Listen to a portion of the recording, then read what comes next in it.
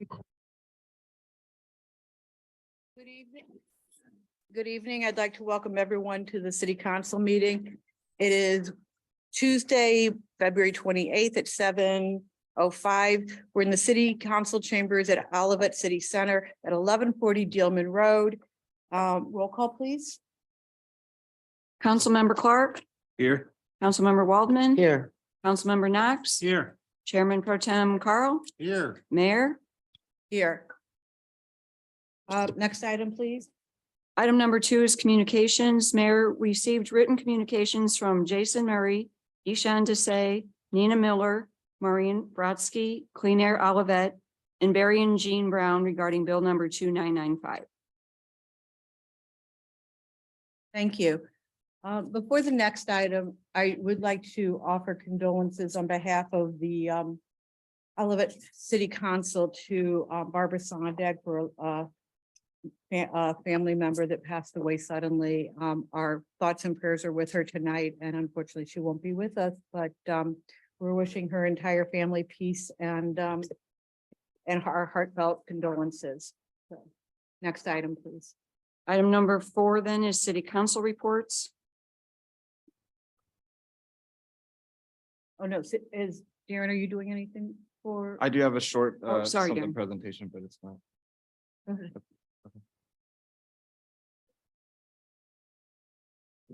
Real short, just some update things. This is kind of extracted from the department reports that are in here for staff reports.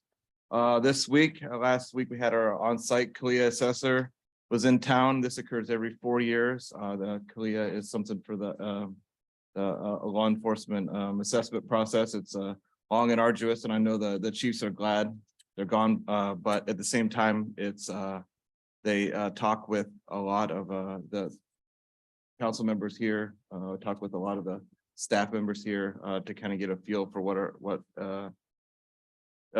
for how the assessment would go. A successful assessment then it results in a reaward of the process, which someone will go down to the conference and accept.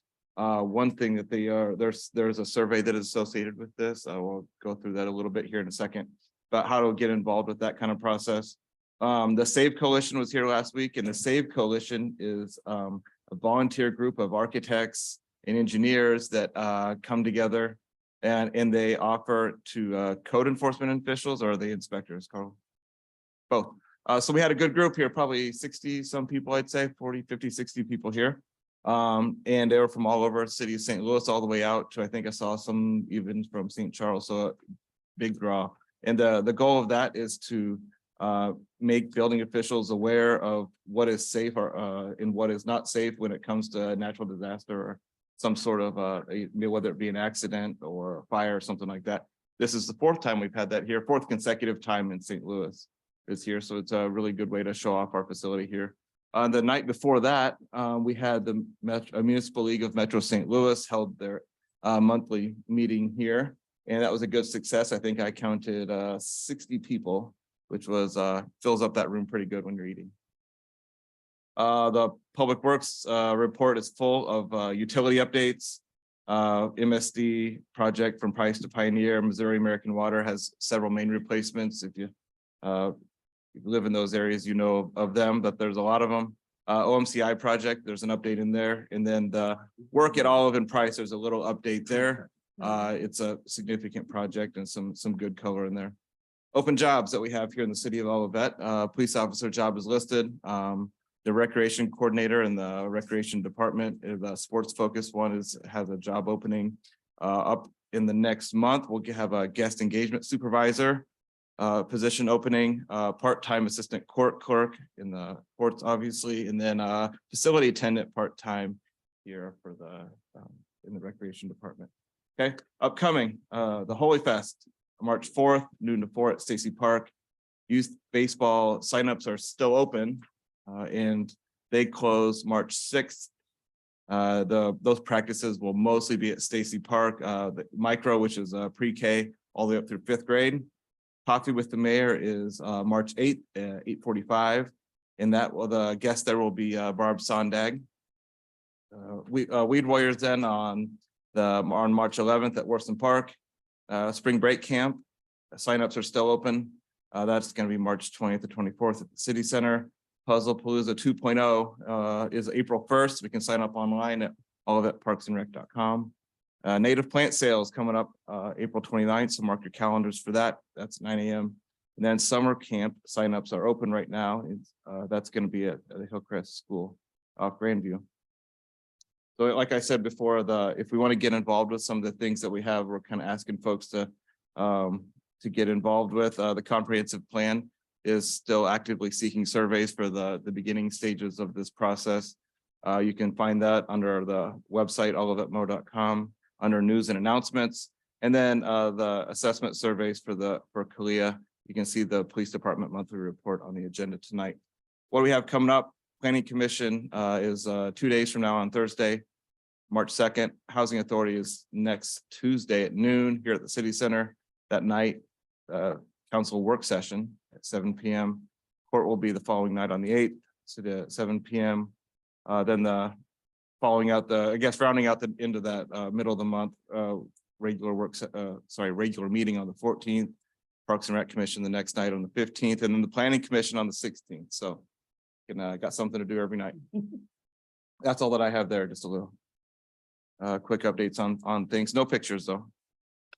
Thank you. I just want to add to that Barb Sondag, her retirement date is Monday, April 3rd. And so at Coffee with the Mayor, I've asked Barb to be my guest so that those of you that are available in the morning can come and, hear about some of the accomplishments that she's had over the past 10 years and an opportunity to bid her farewell and wish her well.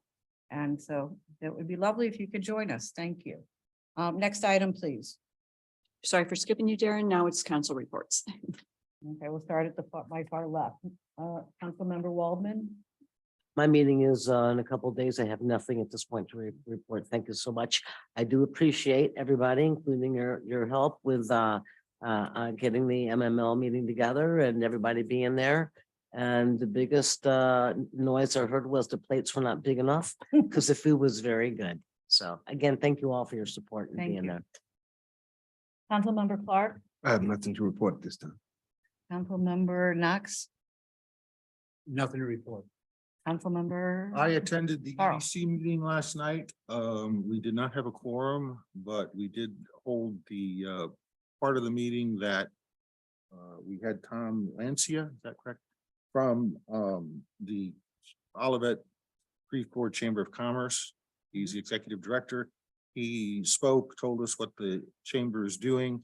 We gave him some feedback on stuff we might be interested in from the chamber, or if we could assist the chamber. But that was it because we didn't have a quorum, so we didn't want to have Tom come for nothing. And it's recorded, and I think it's got valuable information. So, and that's the end of my report. Thank you. I attended the park meeting and Beverly, I'm going to need your help with the date because my mind's a blank. It was February 19th or 20th. It was in between this meeting and the last meeting. And it was great. And we got an update on the parks and thank you, February 15th. And we got an update on the parks, but it was in the middle of when people were coming up here on Saturdays and creating their tiles that are going to be part of the mosaic up at Stacy Park. And it was really a fun, exciting time. And the Saturday that council members and commission members, park commission members were here, afterwards, we did a tour of the new community center with our hard hats and vests.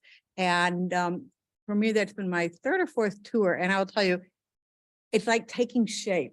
First it was this big hole in the ground now, and then it was, it didn't have walls or it didn't have any, but now it's like you go in it and the rooms are starting, everything is, I can't think of the word, structured off, and the steel beams are up. And it was just such an exciting time because you can actually see, this is where the windows look when you're riding, when you'll be working out and you're looking out on an oak tree, which is exciting since the name is Five Oaks on Worthston. But we got a tour and we're hopefully we'll be opening this summer and then the latest early next fall. But we did at this meeting, they started talking about even though the parks are open and people are partaking of the new equipment, we will start having some gatherings at the parks and I don't know, are we calling them ribbon cuttings or just park celebrations? Dedications. So each member on the commission volunteered to be responsible for a park and to help work with the staff on creating those, and they'll probably reach out to people in their neighborhood. So if you're interested in being a part of that planning, please let us know, because it's not just specific to the Parks Commission. And then, and I think I acknowledged, but Beverly, I want to thank you as well as Lisa Rothman, who helped create this art project. And it was just amazing. It went so smooth and everyone, it was so cool to see everyone's creativity. So once they were fired in a kiln last week. And when there's by the new pavilion, there's a concrete wall that will be an area for people to sit. They'll be on the back of the wall. They'll be in the curve. They'll be mounted and grouted. So it'll be a beautiful sight to see. And we had people that came out of the woodwork for this project. So it was really exciting. So thank you. Next item, please. Next item is the monthly financial reports for January 2023. Mr. Mann, thank you. As we head into the beginning stages of our budgeting period for the fiscal year ends for us, June 30th, we have 7 months to look at here today and to the end of January. We can see our general fund revenues are 45,000 below expectations, which is a pretty big recovery from where we were last month. General fund expenditures are 554,000 below where we thought. Net favorable then is 509. The reserve policy, well within compliance here. We'll take a look at that again. A new reserve policy adopted last month. We look at that once a year. Sales tax is most of what we've seen as far as improving the unfavorable variance in the revenues. Property taxes have also contributed to that. They've caught up with their expectations, which again confirms that speculation that our timing was at play. And so we're right at where we expected to be for property taxes. Utility taxes still behind a little bit, but again, more normalized in where it is no increase or decrease from the negative variance we've seen. The remaining categories are mixed, not much for standouts there. Permits have remained behind for most of the year, and we're here still kind of looking at that today. Probably the bigger thing we find inside of here is the continuing story with those expenditures below expectations. That's about what we'd expect for this time of year, given the fact that we did not open the community center when we had thought back in June. And then some of our major projects were a little bit slower. Some of our hiring was a little bit slower than we had thought back at the adoption of the budget in late June. So what we would find in here, other than what kind of the regular things we would go over, is we made our debt service payments in January. That's for the bondholders. The bondholders get their coupon payments in March. And so that rests in those various debt service funds. The monthly sales tax, you can see here, was there. The orange line is what we're paying attention to this year. Some question marks in November is a lot of some of these things made the newspaper in other cities. What's going on here now, a recovery, and it was just a timing of when things were happening. And so this now we've had the best December, the best January, and the best February, which we again is not in this report, but we can sneak peek, and the best February we've had in 7 years. So overall, these financial reports show steadiness as we move into the budgeting time, and I hope that can continue, obviously, for just makes it makes the budget process smoother when at least the current year is a little bit known. Other than that, I don't have much else to present tonight. I'm more than happy to answer any questions though.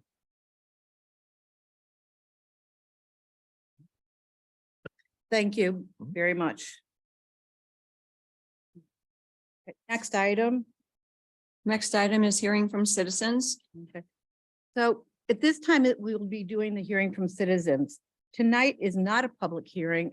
During item number 7, there will not be taking of of comments. So if you have any comments that you wish to share, in addition to the letters we received and the comments we've had, please fill out a card. You're limited to 3 minutes, and I had 2 cards here. I still have them. And we will, you get 3 minutes to speak, and you're addressing the council. Please do it in the form of just statements, because we can't engage in dialogue. The first one I have is Morton Burdish.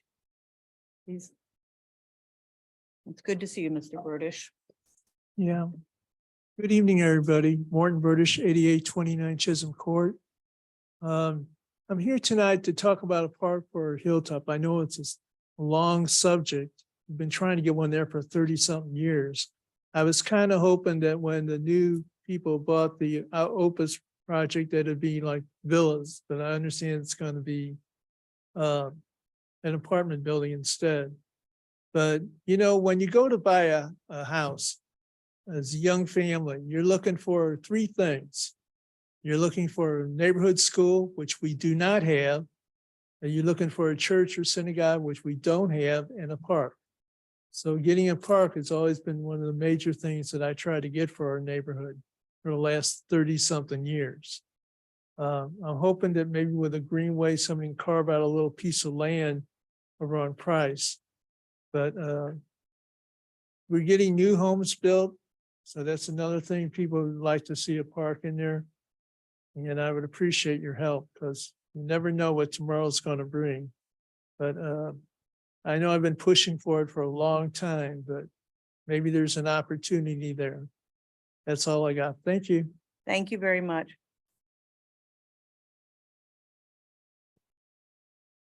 My next card is from Kristen Bexton. Did I say it right? Oh, well, you'll correct me. No one does, I promise you. So my name's Kristen Bankson. I'm an employee of Prevent Ed down the street, 9355 Olive Boulevard. I'm just here to read our statement from our executive directors and myself regarding ordinance 2995. So Will you repeat? You said it so fast. oh, I'm so Who do sorry. you represent? I'm with Prevent Ed at Okay. 9355 Olive Boulevard, Okay, nonprofit business located in Olivet. great. Thank you. Okay. As a nonprofit business located in Olivet, with a mission to prevent and reduce the harms associated with substance use, we have been paying attention to the proposed ordinance regulating cannabis facilities in Olivet. Prevent Ed continuously works to educate communities on the risks of substance use and the strategies that can mitigate those risks. We know, and research confirms, that more exposure and availability of a product can lead to a decrease in the perception of harm and an increase in use, particularly among young people. Our work is focused on helping to protect youth as the most vulnerable population for consequences related to substance use. When looking at policy work, we know that strategies like limiting outlet density, as well as hours of operation, will decrease youth exposure. We understand that this is a nuanced topic with many factors that must be considered, and Prevent Ed appreciates the City Council's thoughtfulness and research on what businesses are best for the city and the people of Olivet. We at Prevent Ed are always available to help answer questions related to any topics of substance use. And personally, I love being located in Olivet, so I appreciate the thought and care that you guys put into the decisions that you guys make. So thank you.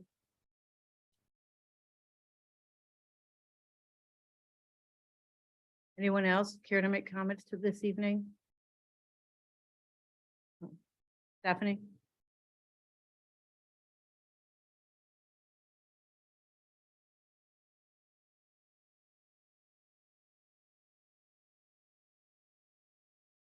Yeah, Stephanie Todd, 7 Heather Hill Lane, and my comments are about the ordinance on the marijuana dispensary. And so, we've made a lot of requests in the past, and so I just wanted to reiterate that that we are requesting these additional items be included in the ordinance so that they become requirements. If they're left to the special permit, then they would apply only to this facility. And we think these things that we're requesting should apply to any dispensary that happens to locate in Olivet. And And also, without the requirements in the ordinance itself, then PCDC is really given no ordinance as to, is really given no guidance, I'm sorry. And any additional restrictions that they would add are just, they're left to PCDC's best judgment, and it can change.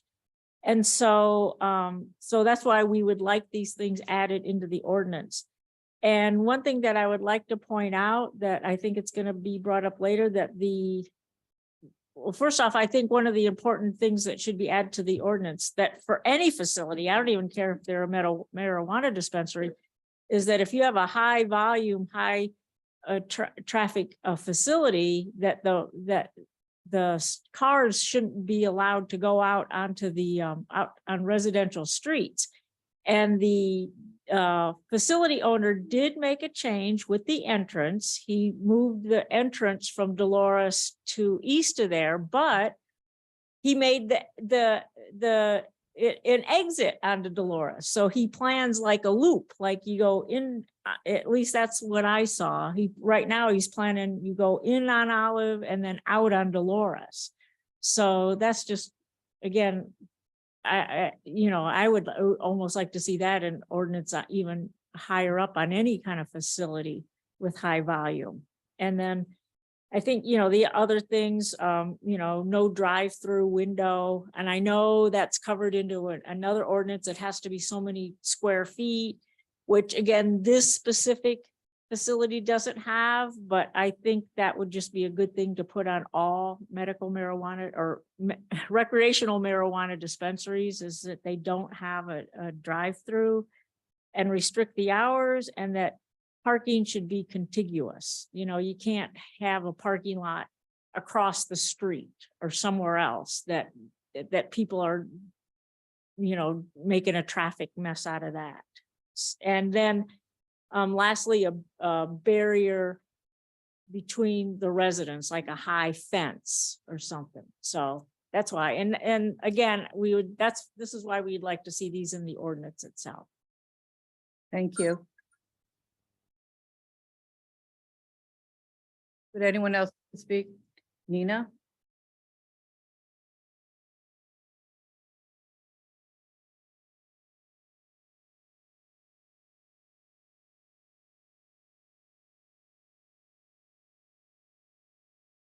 I'm Nina Schatzkammer Miller, 36 Woods Lane.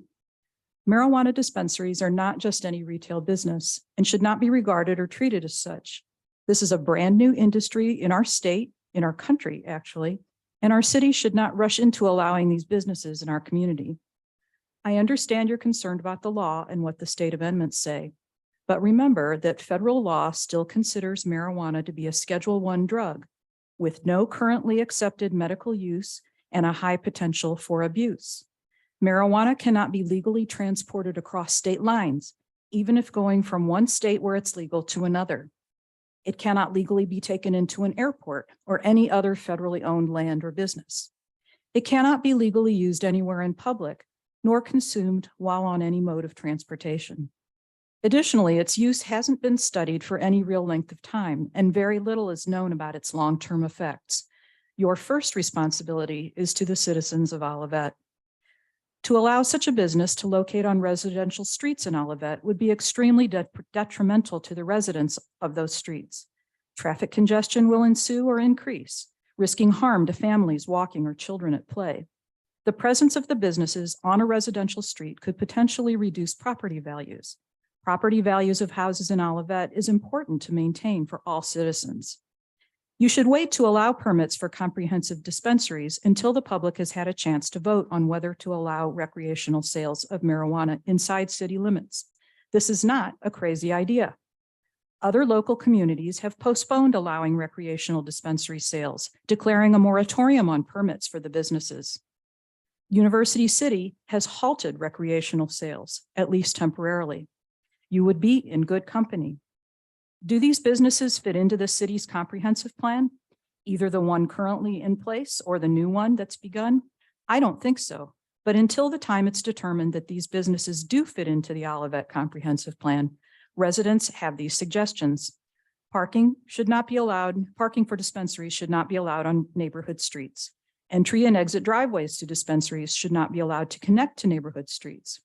Dispensaries on Olive should be limited to one or at most two. There is already a business that appears to the public to be a marijuana business. It has a large marijuana leaf on the outside of the building. And Olivet shouldn't become known as the place for people to come to buy drugs. There should be a solid fence between a dispensary and any residences nearby. All along Olive, there are fences behind businesses to protect residents from the sights, sounds, and foot traffic from those businesses. Fences should be required. Hours should be limited. Any dispensary near a school bus stop should not open until all school pickups are completed in the morning and should close by 6 p.m. to reduce criminal activity risk after dark. Dispensaries should close on bank holidays, since on those days, larger sums of cash will be present, inviting robbery. Another sign that this is not a normal retail business. It's cash only. No drive-through options should be permitted. The city should be mindful of how these businesses affect young people. When legalization was first proposed, we were told by members of the state legislature that the customers of these businesses would be cancer patients and that we had nothing to fear. We're not objecting to the permitting of businesses that can provide care to sick people, but we must be cautious about allowing recreational sales. Take your time to really study how to make this safe and don't disrupt the lives of your constituents. Thank you. Is there anyone else here that would like to speak this evening? Kate?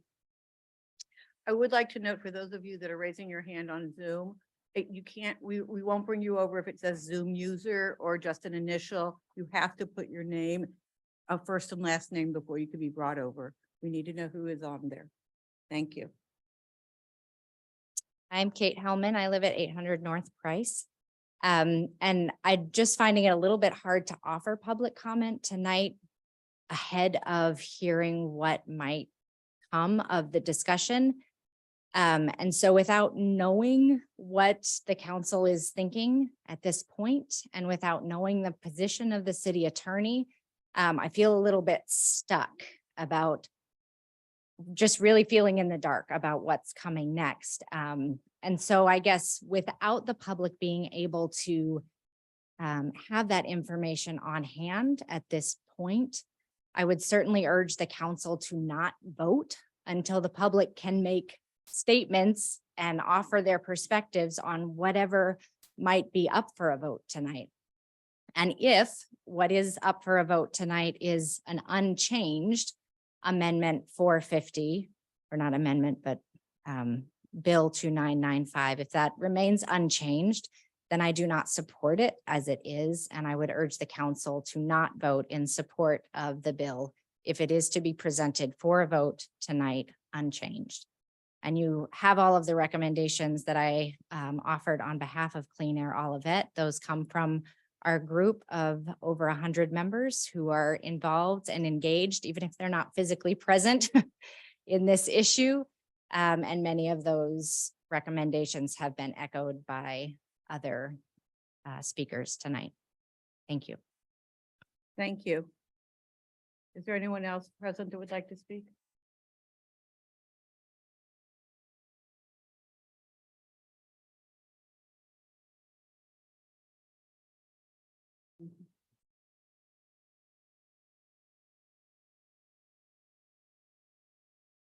Jeff Schneider, I live at 9324 Kenneth Place. I'm going to echo many of the sentiments tonight, certainly about making sure that, there's some degree of separation or segregation between residential and any of these types of businesses. I know Olivet is constrained in the way it's laid out and where retail can be in that, but I do feel that there really needs to be a great effort and appreciation that, we need to be able to keep these businesses from basically being in so direct of contact within residential areas. I would also echo and feel what the last person said about not being able to hear what kind of came from the last meeting, where many items were brought up I have not heard what came about, you know, lawyers were supposed to look at things like that. And so we really have no way to make comment on, you know, what came about from the last time around, unless it was published somewhere that I'm unaware of. We haven't had a meeting till tonight. Okay, There hasn't been a discussion. Tonight's the discussion. right. But all of our comments are coming before any discussion, so we really have no idea what is I coming understand. about. So anyway, those are my comments. Thank you. Thank you. Is there anyone else that would like to speak? Okay, the person, do we have two hands that are up? We'll call. Yeah. If we don't know who you are, we will not let you, we will not bring you over. You have to put a name. So we'll start with Raphael.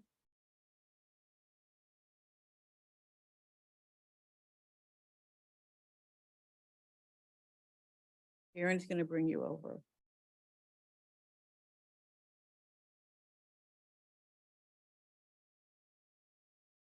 We can't hear you. You have to unmute.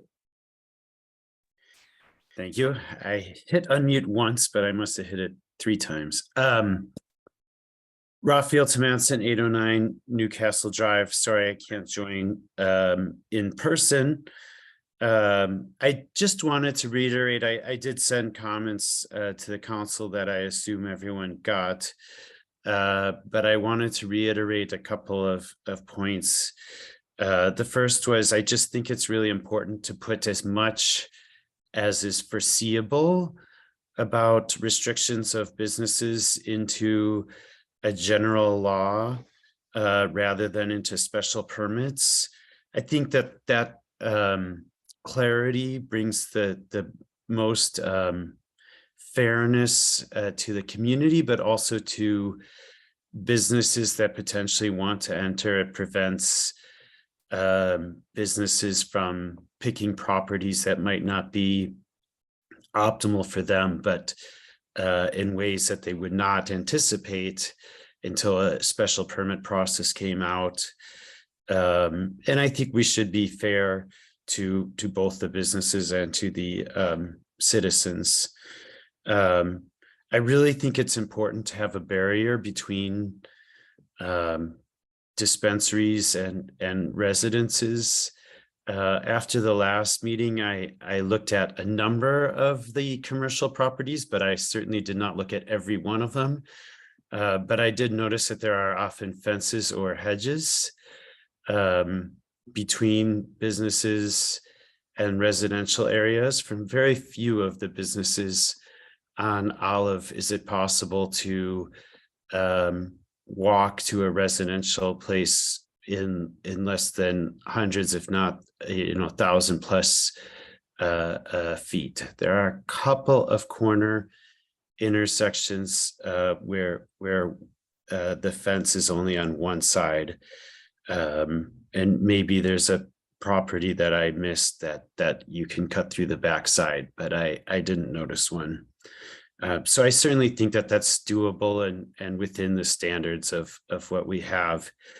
I would really advocate having a distance between any dispensary and a residential area by walking distance as defined in the Amendment 3 between any dispensary and the homes. So when in the past we looked at needing 1,000 feet between a business and a home, that wasn't feasible because we were using, as the crow flies distances. But I think that walking path distance is a good threshold. And certainly even for this current business, that would restrict the proposed business in front of PCDC. So if this council believes that's not fair, I think putting a 200-foot restriction would still allow that place and give some amount of protection to the nearby neighborhood, where as I had mentioned in previous meetings, studies show that neighborhoods next to dispensaries do lose value, but that hopefully would at least mitigate most of it. I think it's really important that there's not a driveway in or a driveway out directly between the business and the residential neighborhood, especially on a small street. And then the final thing I'll just say is I'll agree with Kate and sorry, just one second. I just wanted to say as a process point, I do wish that we could see proposed texts or thoughts before the vote to give comments. I understand that that this is the way the city council always does business. So it's not meant as it's not intended as a barrier by anyone, but I'll just say as a citizen, I do find this process today to be a little more frustrating, even though I understand the unintentional, that it's an unintentional outcome. All right, thank you very much. Thank you. Thank you, Raphael. We're going to bring over Jason Murray next.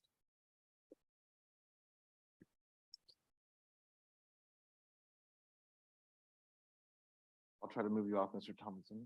Sure, no problem. One person coming over.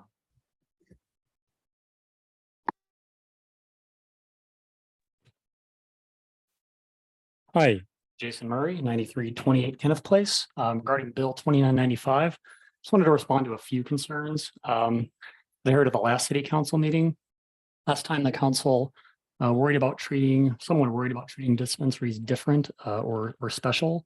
I believe some comments were to the effect of, if we do it for this type of business, then we'll have to do it for every kind of business, or, we can't just require X of a business because we don't like it, but you can treat dispensaries differently than other businesses. Amendment 3 explicitly says you can to a point.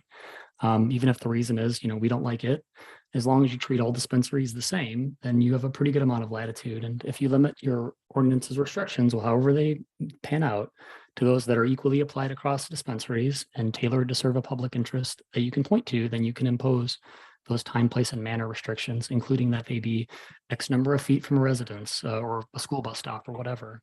The fact that you don't require that same kind of buffer for other businesses is somewhat irrelevant.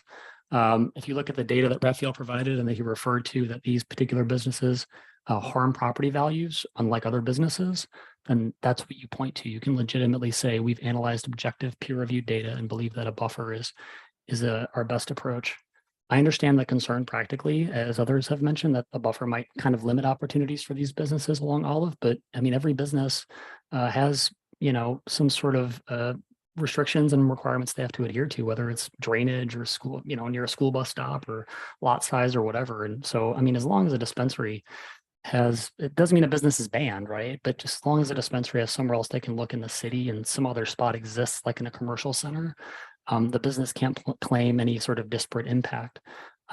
Cities all across the state have time, place, and manner restrictions on, as described in Amendment 3, on bars, sports stadiums, auto repair shops, whatever, and dispensaries can be subject to those same things. And similarly on drive-through windows, since there seemed to be some confusion last time about general ordinance prohibitions and individual applications. Just to be clear, I'm recommending that there be, and others obviously are recommending, a blanket prohibition by ordinance on drive-through windows at dispensaries, regardless of their size, just because of the impaired driving risks and because we have a major thoroughfare like Olivet and a condensed like Olive and a condensed city like Olivet. I know that a dispensary would need to be 80,000 feet anyway, or whatever it is, to even be permitted to have a drive-through window. But that, I think, underscores the need for a blanket prohibition, because otherwise you have a situation where you say a smaller dispensary, 70,000 square feet cannot have a drive-through window, but a larger one, which maybe creates more risk and is dispensing more product, can. Somebody asked about a legal precedent for the number of dispensaries being limited to one. I won't go into that too much given the time, but I'll defer to the city's attorney, but I didn't see anything in my research in Amendment 3 that prohibits cities from limiting the number of ordinances. Clayton limits the number of medical marijuana dispensaries to 3, and their population is about twice ours. So I think 1 seems reasonable. Finally, I would recommend the ordinance have some description of how a permit can be revoked. City ordinance for Olivet 600.270 about liquor control. There's a lot of discretion there. The city has pretty broad discretion about revoking liquor permits for things like failing to keep an orderly place or house. So I think if we can give the city some latitude there in this ordinance, I think that'd be a good idea. Thanks. Thank you very much.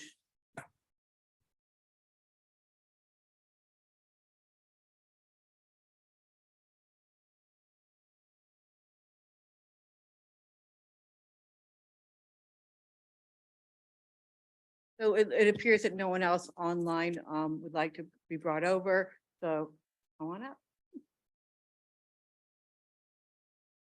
Thank you.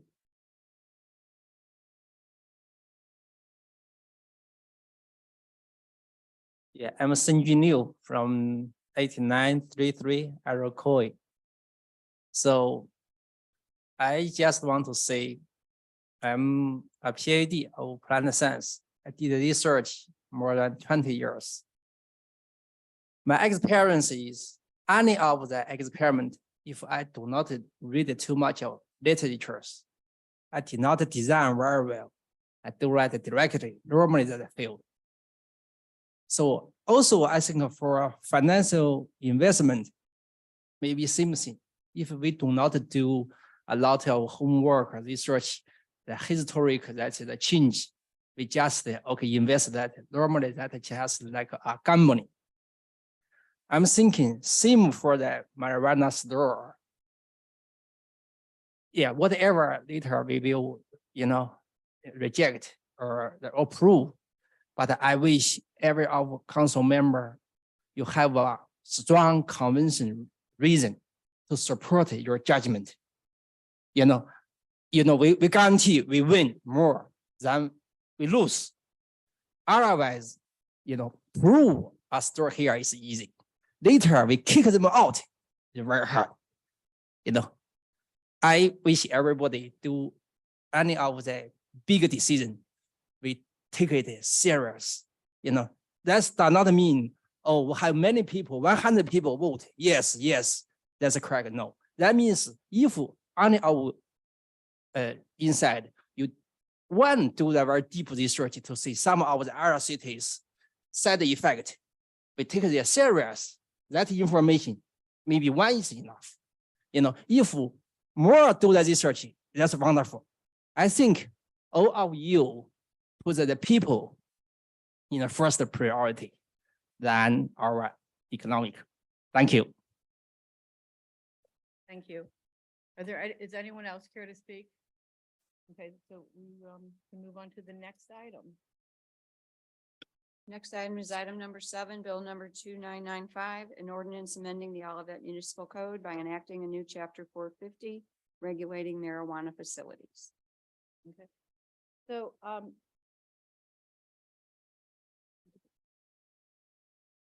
so before we begin, I'm going to ask our city attorney to just explain to everyone tonight and to all of us what the task at hand is, because it seems that there is some confusion. And yes, the fact that we have an application at PCDC wanting to start, get a special permit, the issues of the two keep, getting merged, and we're getting letters and people wanting us not to approve the dispensary. But the problem is that's not the vote tonight. The vote tonight is about is about it was called the 450 previously. So I'm going to turn over to our attorney, Paul Martin, and he's going to explain to us what the focus of our task at hand tonight is. Mayor, I think you summed it up quite nicely. Oh. This is on the bill to amend the city code to regulate marijuana facilities as a whole. Currently, the code regulates medical marijuana facilities from a land use perspective. And this would extend the code provisions, or the code coverage, I should say, to adult use or recreational marijuana. There has been a lot of issues that are raised about that are being informed by the dispensary application that's currently pending. But as has been said before, that those particular issues are generally germane and very well placed to be a part of the special permit use process, where PCDC can look at actual circumstances of an application, actual location, and make determinations accordingly. That is the way the code system is built, the land use system is built. Otherwise, if you have a bunch of granular restrictions on a particular business, then the business is going to apply for a use, and then he's going to have to come back and ask for a half a dozen variances from the use, which is a much more cumbersome, time-consuming and expensive process. And I am also informed by my 30 years of doing this and the planning and zoning process, where there is in Olivet's case, an examination by PCDC and a recommendation to the council. And then the council's discretion that's exercised at the legislative level to grant or deny a special permit use is effective and it works. And I understand some people are afraid of that process, but as I say, in my experience, I'm not, and I think a lot of the people here would agree with that. I know Mr. Trejo does. So the task at hand is simply to look at the legislation. We have had 2 public hearings now over 2 weeks.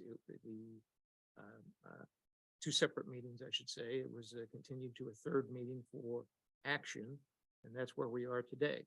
Now, there have been several comments made, and as the council knows, I provided you a lengthy legal memo addressing many of the concerns and offering up some insight into where I think there might be some room to maneuver if anyone is so inclined.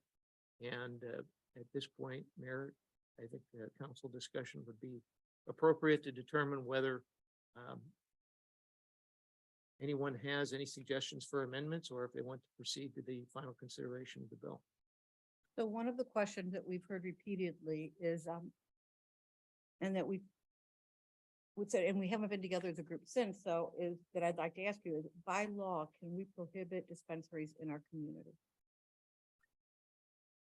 The amendment 3 prohibits prohibiting medical marijuana facilities in the community. You can impose regulations to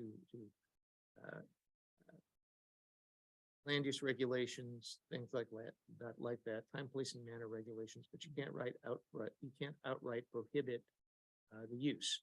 And I believe one of the comments this evening was, let's give the people time to vote on whether they want to have marijuana in our community. The Constitution doesn't allow that. At least it doesn't allow it until November of 2024. And it doesn't allow it for medical marijuana facilities. It only applies to the recreational or adult use facilities. The Constitution clearly places the risk of applying for a recreational use license and application squarely on the shoulders of the applicant. If they are authorized to do medical marijuana and recreational marijuana, and then come November of 2024, the people of Olivet or any other community say, no, we don't want recreational marijuana, then at that point, the recreational marijuana side of the business has got to shut down, but it will not affect the medical marijuana side. Thank you.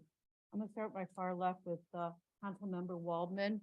Because I know, so You know, I share did with my us homework. your Sure. questions and any Sure. amendments that you Sure. foresee.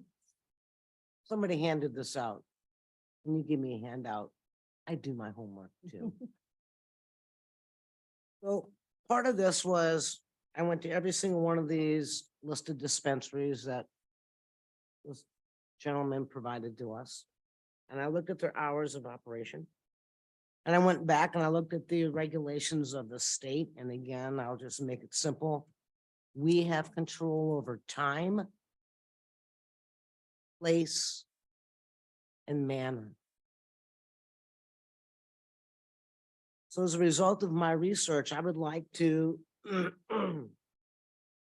ask a question to Mr. Martin, just for clarification, and then address my peers as to what I feel is the best public safety outcome for our citizens and for this business. But before I do that, Mr. Martin, when PCDC comes to this council for its final recommendations on a dispensary, you said the council can accept it, could reject it, but we could also modify it, could we not, sir? All right, that's correct. Okay, thank you. So, having read Mr. Martin's information to us, this is what I want to propose, and this is why I want to propose it. Sunshine right now, their hours in the city of St. Louis is 11 a.m. to 7 p.m. If that's what it is in the city of St. Louis right now, and that's the applicant, why shouldn't it be 11 to 7? And why shouldn't every dispensary that potentially would come into our city have a time limit and a limitation? I consider 11 a.m. to be way beyond school hour, way beyond where there would be a bus and children. And I consider 7 p.m. to be way beyond the time that, hey, if you're going to do it, you're going to do it, go get it and get home. It also eliminates, in my opinion, the darkness of crime, the darkness of crime. 11, 12, 1, 2, 3, 4, 5, 6, 7. That's an 8-hour-a-day business. You know, I have to accept this as a legitimate business. It is what it is. So my position is, how do we limit the amount? And how do we limit the risk? Time and place. I want the 1,000-foot buffer. I'm sorry. Let me rephrase that correctly. Yes, I'm right. I want the 1,000-foot versus 750-foot buffer between dispensaries along Olive Boulevard. Does it do a lot? No, but does it do more than 750 with another 250? And if this is the first dispensary coming into our community, this 1,000-foot, measurable will not impact this dispensary, but it will allow a measurable, if there, should there, would there ever be another entity coming in to identify itself as a dispensary. So, I am hopeful that my peers will consider this as the two modifications, and I consider them mild modifications. But these are the two modifications tonight. I would be willing to give my vote yes to if these two modifications came into this product.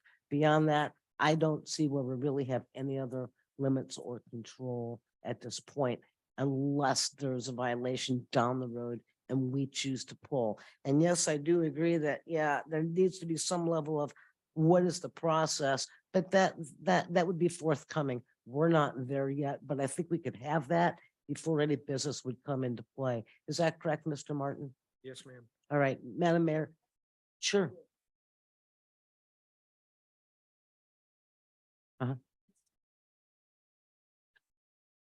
No, I'm talking about this particular dispensary that wants to come into our community. Their hours in the city of St. Louis at their location on Michigan Avenue, it's 11 a.m. to 7 p.m.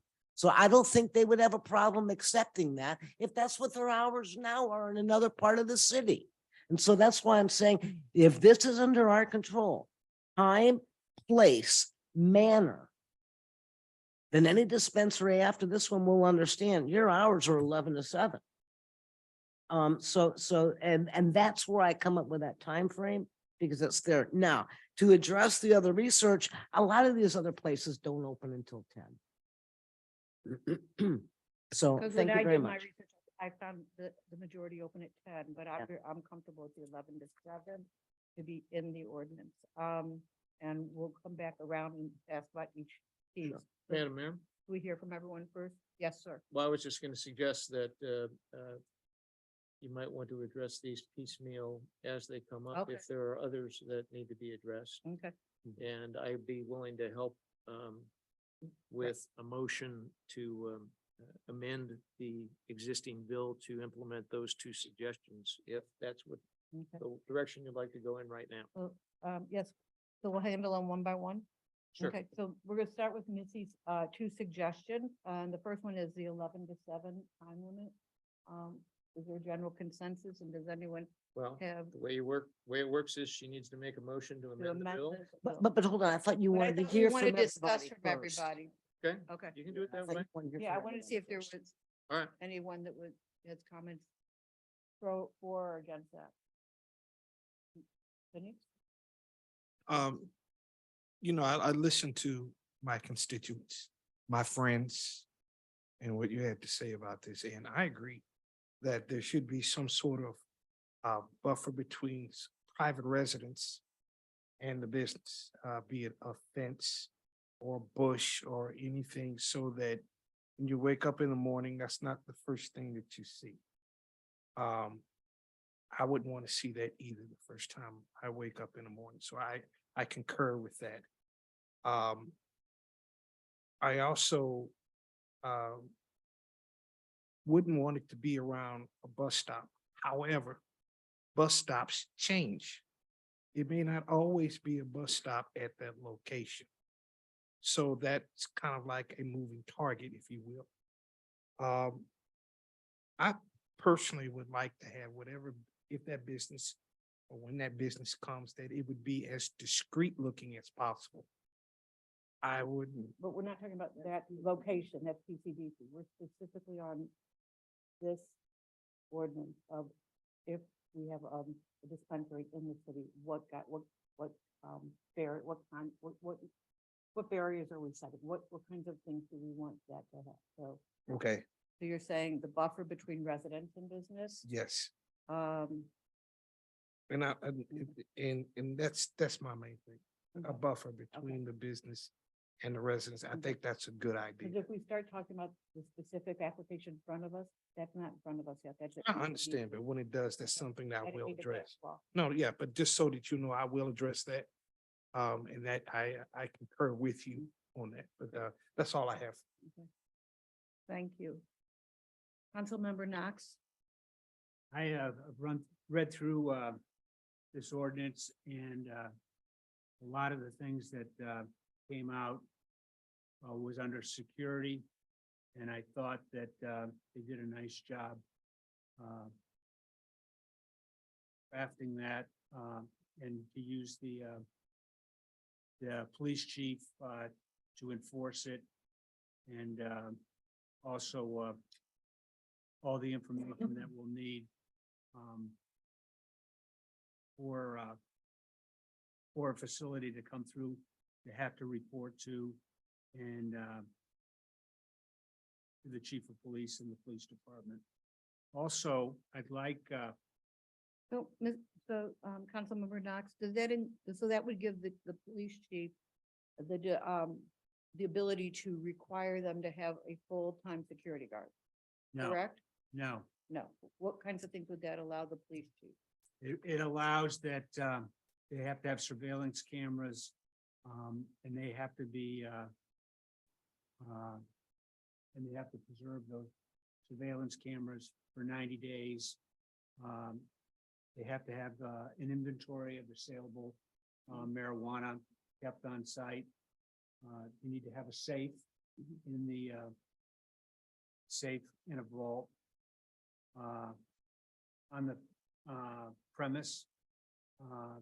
And they have to have it professionally, the business has to be professionally monitored, robbery and burglary alarms.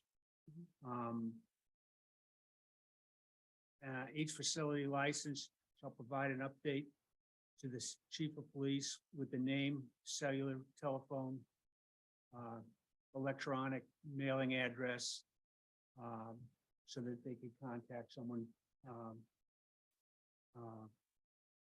24/7. And I agree with Councilperson Wallman about the hours. Should be limited to that time. Also, under Exhibit A,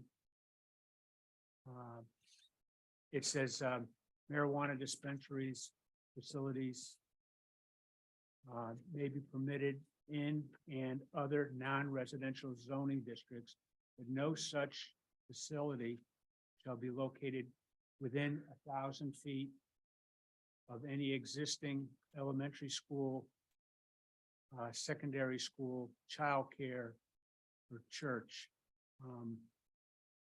And then also within 750 feet of residential district, attached single-family residence, and planned attached single family districts. But I believe this is just for the light industrial district. Is that correct, Mr. Martin? At this point it is, yes. And can you define for everyone what the light industrial district is? Because not everyone understands that. Mr. Trejo, would you mind explaining where the light industrial district is roughly? The city's manufacturing, warehousing, park areas located off the North Price, Gilman Industrial, Gilman Rock Island, and the Bauer Courts on the northwest side, a town or zone light industrial district. And it's within those districts that cultivation, testing, manufacturing are permitted, subject to the buffer Councilman Knox was referring to. Thank you. Okay. That's all I have. Here, Yes. may I just supplement the conversation a little bit?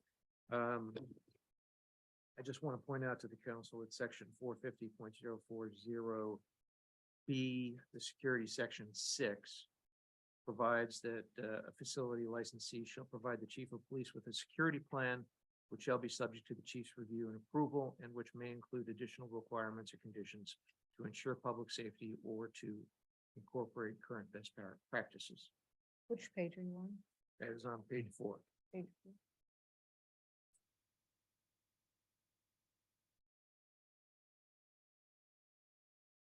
Thank you. Okay. Councilmember Carl. I'm sorry, Chairman Pro Tem Carl. First of all, I just want to note, this is a really tough thing to do.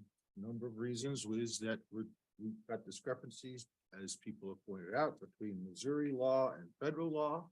However, we derive our power from the state, so it's Missouri law we follow, okay?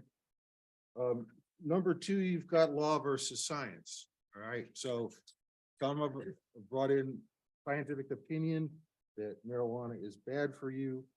The law doesn't really recognize that, okay? Is that it, in other words, it's not whether the science is right or wrong.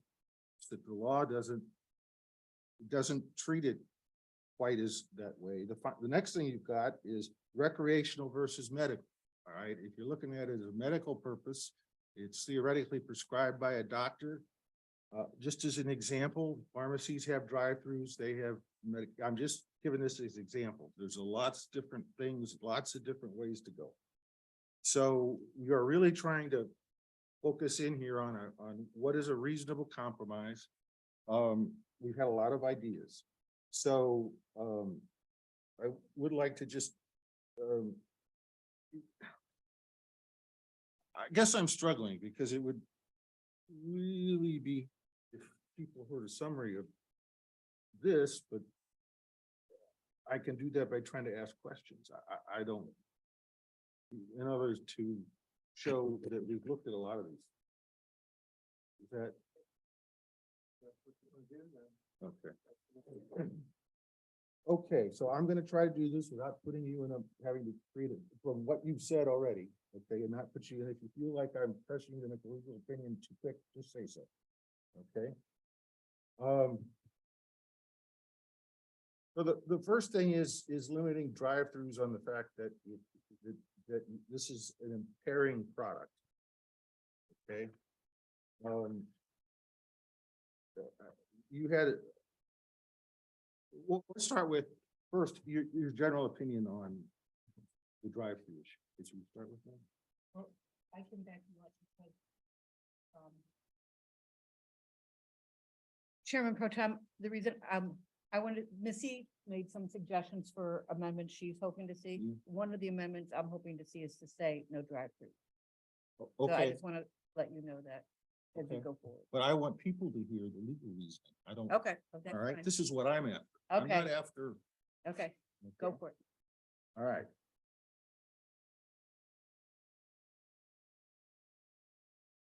Drive-throughs generally, I believe, are a legitimate land use decision. Cities can weigh in on that function. But whether or not a drive-through exists has to be tied to a specific concern. And as you just mentioned, There's a difference between medical marijuana facilities and recreational marijuana facilities. The law, I believe, would treat medical marijuana facilities no different than a pharmacy in terms of drive-through. Yet, to extend drive-throughs to recreational facilities would effectively extend to prohibit drive-throughs for recreational facilities would effectively prohibit drive-throughs for medical facilities. And that causes a conflict that I believe would probably be found illegal. And I also think, again, that a drive-through, the existence of a drive-through is again essentially a land use function, and we have a regulation on that function. Where you have to have a lot of 80,000 square feet to have a drive-through. That's a big lot, and it is unlikely, in my opinion, and this is my opinion. It's not a legal opinion, and it's certainly not a planner's opinion, but it's unlikely in my mind that a facility, a dispensary, would buy that big of a lot so that it could have a drive-through. The third point about drive-throughs, I mean, the function is to make a decision if a drive-through is necessary or not, or should be allowed or not. That can be handled in the special process use, special permit use process. I was going to make one other point about drive-throughs. It eludes me now, unfortunately. I don't know if this will fall for a leap of legal opinion. Could we allow drive-throughs for only medical dispensary? I don't know. Greg, are you asking that question? I'm sorry, I said, could we limit, since it's more like the medical part than the recreational part, could we limit drive-throughs so they can only dispense medical marijuana? And that is He has a based, concern, as I understand it, correct me if I'm wrong, please.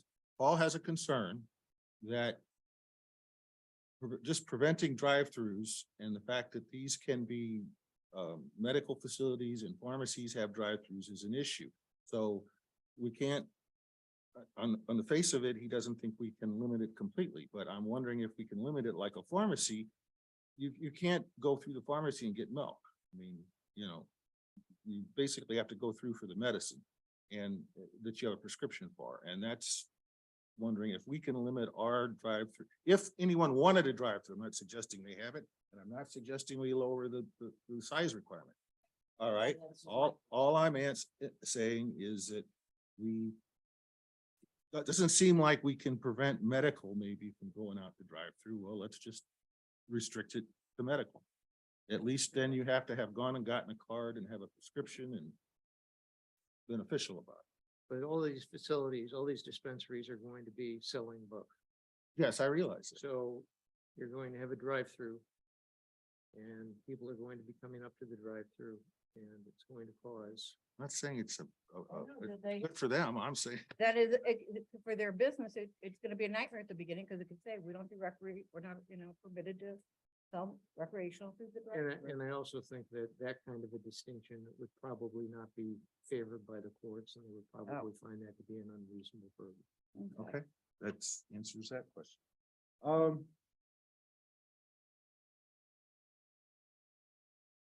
I guess rather than, could you start by opinion on buffers?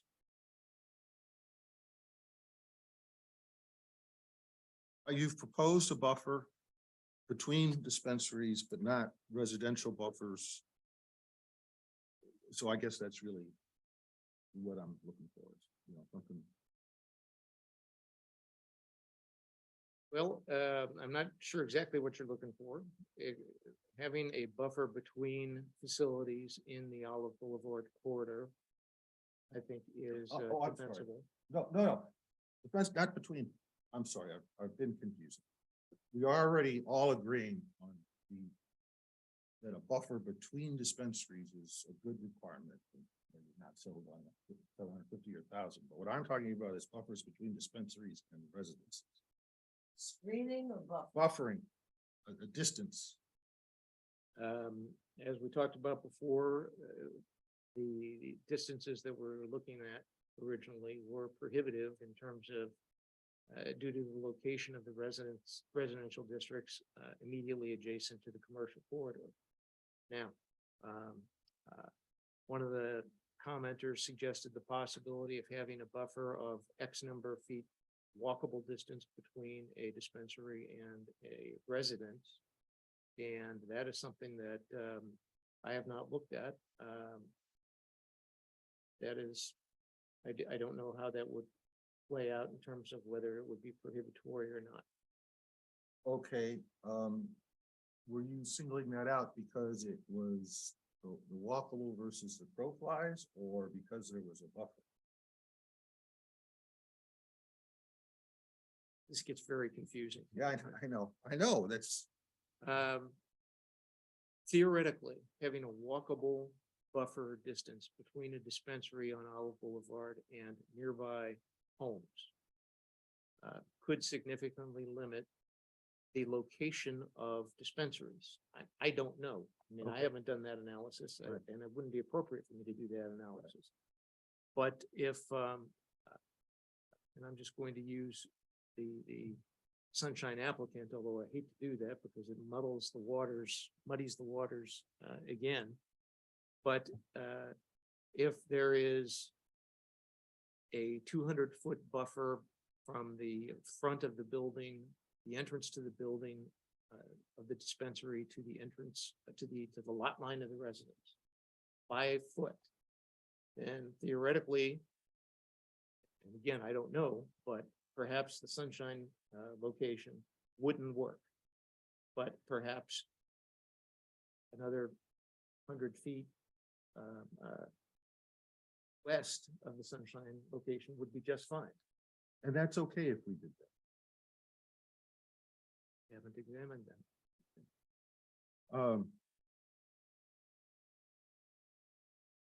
All right, well, part of what I'm getting at is the size of the buffer. Part of it is people have talked about 250, 750 feet buffers.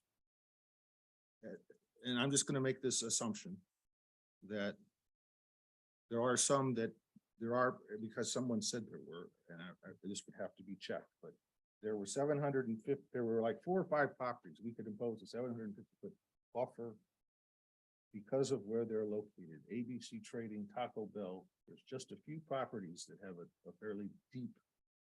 And is that too much of a restriction? Or, I mean, I figure every foot, the judge is gonna look at it differently. I get But- this. My question is, So if we're having a conversation, part of my concern is that we're not in the real estate business. You know, you don't know that, because I talked to someone who owns a business on Olive and they said, well, their insurance would never let them even consider having a dispensary. but, So, right, I would say that. but I, as a council member, I don't want to be in the business of telling people where to open their business. If you do it for them. We do it because we do in some cases require buffers. I'm And not so, talking about the buffer okay, I'm sorry. okay, Because you're saying like, you're gonna tell them where they should have their place. I'm simply saying that this is, that. First of all, if I'm not incorrect, we require a buffer behind every commercial business, don't we? We have the walk. Yeah. Please. A buffer is kind of like a transitional yard. It's a description of what's between the improvements in there. I'm not sure if you're asking. Well, we Yeah, have. Yeah, we do have a, we do have a, Of all businesses. we have a 10-foot buffer for landscaping. That Okay. is a transition process before you get to a property line of a different use, primarily mostly residential. Okay, and so we already require 10 feet. Correct. It's a May not be buffer. As large as some Yeah. people want, but we require 10 feet. The only thing I've been sitting here confused is the difference between like a distance requirement and a buffer, and those are two different things. In chapter 450 talks about the distance requirements between places of worship, educational facilities, and childcare facilities. The buffer is a term we created for the distance residences in the industrial parks. And the other Okay. part is zoning a buffer is just that transitional yard I was within using private the property. interchain of Just wanna doing, make that's sure. my Mhm. apology. But I guess what I'm getting at is there should be 10 feet between, there's a distance, right? 10 That's feet required by between the code, Back yes. of a business, and so there's already a distance requirement. There's a Call it transitional buffer. yard that we call it, that is the Okay. buffer, yes. Then we also require screening at the back, right? That is correct. All right, so that's been taken care of. It's just part of our ordinance. It's every business, both of those things. Well, I do want to note, Yes. existing businesses that are out there right now are what we would call grandfathered in, or they were authorized by code. But when there is a change in use, especially like a special permit request or complete new construction or a significant addition, we do require to install the buffer screen wall. The best example behind Firestone and Olive Crossing is, I don't believe they're completed yet, but they're installing theirs. Right, so, but anybody coming in, buying the building. required by Get a permit has to. Again, there's a distinction. Okay. If somebody's coming in and just, there's a change in occupants in there, that does not trigger the requirement to place a buffer. But as there's a change in uses, like going from a permitted use to a special permit use or new construction, then you have to meet the city's transitional yard requirements. And that would be marijuana, because we don't have any yet, right? So somebody's buying the building to change. the If use. they were going into a facility, yes. Okay, so we already have a 10-foot buffer. I just wanted to bring that out. On the depth of the corridor, we really couldn't get much more than on some of the properties, I guess, is what I'm after. And I don't, so that's basically, I wanted to point that out, that we have this requirement of buffering and fencing already existing.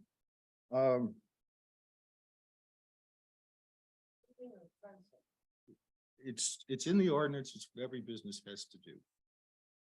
Yeah. Fencing or screening. The term, it's a screen wall, a buffer screen wall. A wall, but it's gotta be a wall. It's not just covering. Correct. The chapter 28 requires that anything within 950 feet from the center line of Olive Boulevard, install a buffer screen wall that meets a certain requirement. It can't be chain link. It can't be a vinyl picket fence. It has to look like masonry or be masonry. So, Mr. Trejo, does that wording belong in this amendment? Does that need to be amended into this tonight? Or that would already be taken care of in the special use permit or the other ordinances that? In my would opinion, come it back would be in. redundant because it's already required under chapter 428. So- Sole discretion of the council. Okay. Thank you. Okay, think we have any issue preventing an entrance on a residential street? Just along Olive.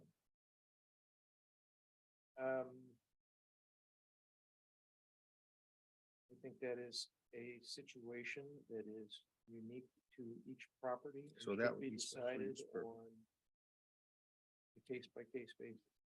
Special But use. you want to go that far? Well, I can't tell you that it's illegal. But you're not confident that it is. I'm not confident. Okay.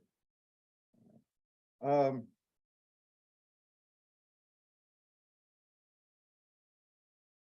and just so that I don't ask you things that you can.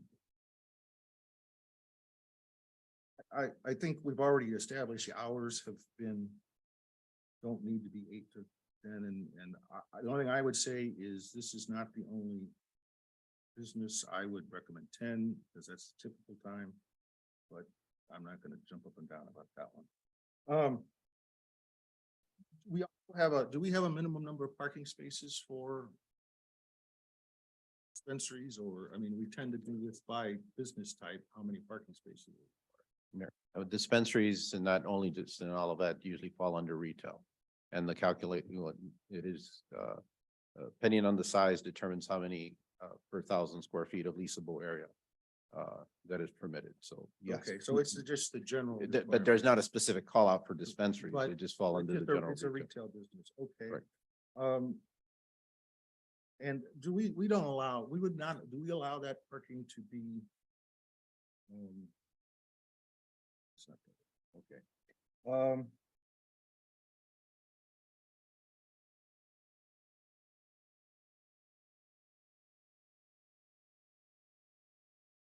It's time to, we can come back to you with more questions because. Go because- ahead. because I don't can- think I have many. Because I can entertain some amendments in the meantime. Is that okay? That's basically it. I just. Okay, and then if you have more, we'll come back. No. Okay. Madam Mayor, I'd like to make a motion that we amend this bill and include or update to include the times of operations to be from 11 a.m. till 7 p.m. And that we provide 1,000-foot buffer between dispensaries in our commercial corridor. Madam Mayor, can I suggest we split those up? Handle that quickly. And two, into Okay. two separate ones? Right, Okay, and sir. And I would say that the motion, hours, the motion would be to amend section 450.040.d to change the hours to 11 a.m. to 7 p.m. As recommended. There's my motion. Second. Do we do them individually? We have to go individually. Call for a vote. Councilmember Clark. Yes. Councilmember Knox. Yes. Councilmember Waldman. Yes. Chairman, Yes. Mayor, Yes, motion passed. and that's 440D. 450.040.d. Okay. So, Mr. Martin, which would be the one for the modification to the 1,000-foot buffer between dispensaries, sir, in the corridor? Okay, that would be section 450.030. Point B. Um, And motion should be to amend that section to repeal that section and replace it with the following language. Marijuana dispensary facilities may be permitted in any other non-residential zoning district, but no such facility shall be located, one, within 1,000 feet of any then existing elementary or secondary school, child daycare center, or church, or two, within 1,000 feet of any then existing elementary or secondary, or within 1,000 feet of any other marijuana facility. Dispensary, so, and or dispensary, so moved in that language?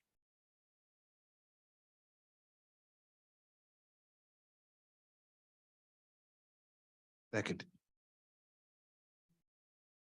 Mr. Martin, when you're ready for us to vote, let me know, please. Oh, I'm ready. Okay, call for the vote, please. Councilmember Clark. Yes. Councilmember Knox. Yes. Councilmember Waldman. Yes. Chairman, Yes. Mayor, Yes. motion passed. Mayor, I have my own amendment I'd like to suggest.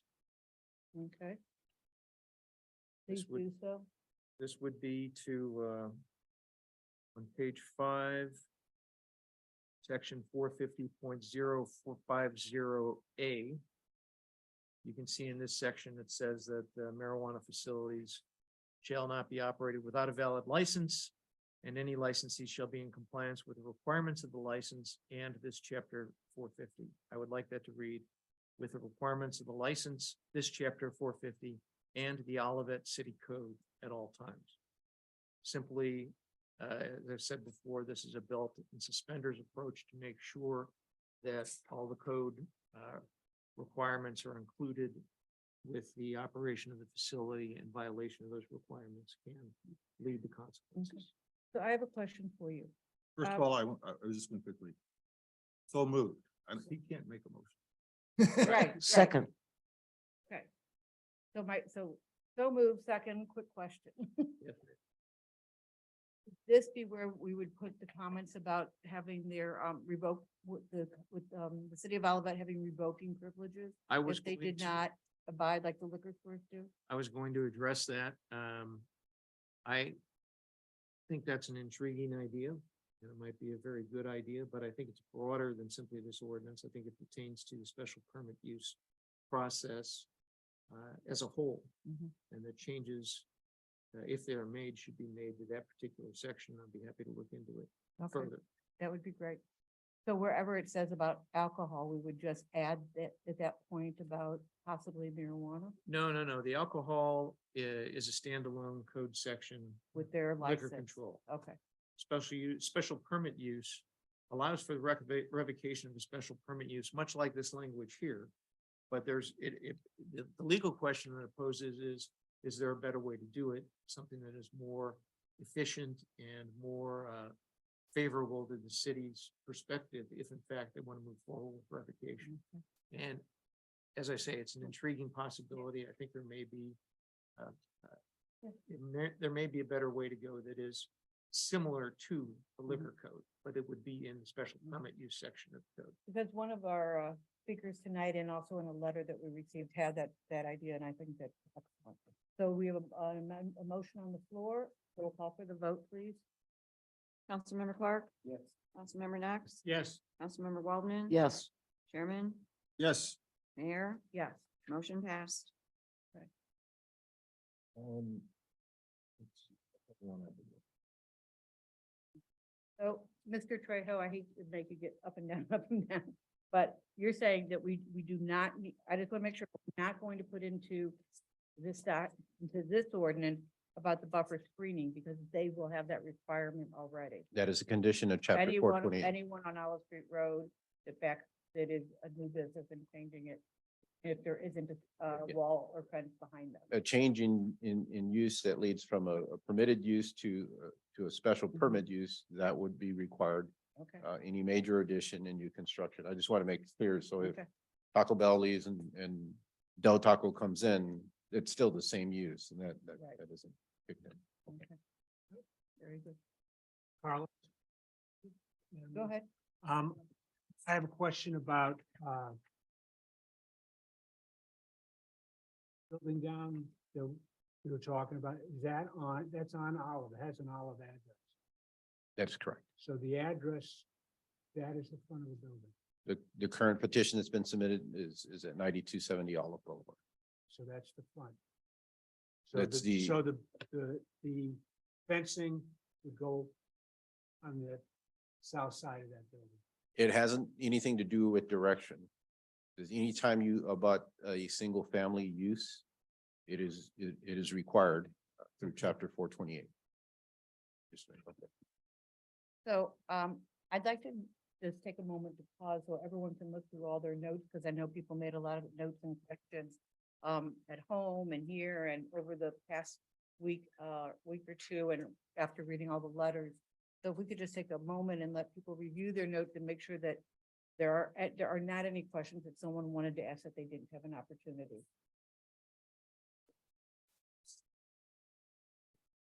Chief, Council, Chief Chief. Andrewski, are you comfortable coming up? Yeah. Chief, I'm sure that you read over the ordinance about some of the requirements for the police department. And as the chief of police, is there anything that has come to mind that we might have left out of here? No, good evening, Madam Mayor, Council. Chief Andreski, Chief of Police. No, we looked it over a couple times and I spoke to Carlos, and also the city attorney on it, and there was nothing else that I saw as problematic. Okay, very good. Thank you. But don't go. Oh, no. So it goes back to my question from earlier this evening. So if this doesn't have it, but will the special permit use allow you to then enforce them to say they have to have a security guard there 24/7, or not anything like that? No, Or nothing or during like their hours of that. business or, No, nothing like that. Nothing related to security guard. okay. No. The chief, one other thing, let's say if they're supposed to close at 7 and we see people going in and out of there at 8 o'clock, then that's a violation. And then your officers can issue a summons or. That's how I would view it. Again, there probably have to be some discussion with the city attorney about how that would be enforced, but I would picture it, as you would see like a bar with Right. closing hours and things like Right. that. And that's what I'm getting to. Right. And then I guess Carlos, with this, when someone goes into the dispensaries, I guess they would be, have to show ID. if they are 20 years, 21 years old. I'll refer that to Mr. Barton because I believe that's part of the constitutional amendment. They have to be 21 in order to purchase the product, yes. And any, to answer your other question, any violation of the ordinance would be a code violation and could be prosecuted in municipal court. Okay, thank you. So if you have a child that's under 21, can they go in with you while you're purchasing? I don't know if the state regulations allow that, but they cannot buy it. Okay. They can't. I don't think they can go in. I don't think I they don't- can do it. No. I don't think so. No. Okay. No. But while the chief is up here, I would like to ask a question, and it really is, Carlos, don't go away. You're gonna share the money. I mean, because I really think it really is, Carlos is gonna say it's really up to PCDC, but to me, this is a safety factor, and I want to ask the question, why is there not a requirement of ballards in the front and the back door with our security concern and this ordinance? I don't understand why we can't have that. Explain to me why the definition of ballards in front of the doors, for safety would not be something that we could not put in here now. It's like everything else that was discussed, you could put it in there, but it's, in my view, again, it's more appropriate for the SBU process. Okay, I mean, I understand everything else under that view, from the screening to the first door to the second door to only so many people can be in at the retail end. I just thought the ballard issue would really be a public safety issue versus a PCDC issue. That's all.